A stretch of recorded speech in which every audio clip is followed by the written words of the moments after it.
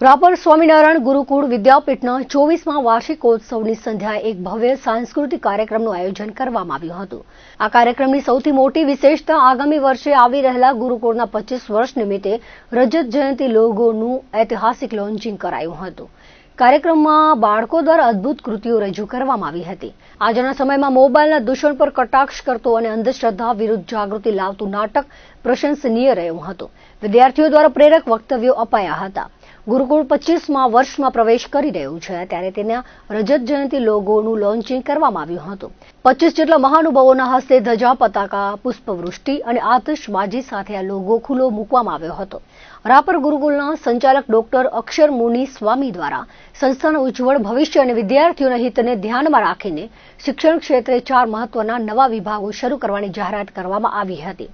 મહોત્સવના પ્રથમ ચરણમાં સવારે માતૃ પિતૃ વંદના પંચામૃતથી ઠાકોરજીનો અભિષેક અન્નકૂટ સહિતના કાર્યક્રમો યોજાયા હતા, જેના દર્શનો બહોળી સંખ્યામાં ભક્તોએ લાભ લીધો હતો।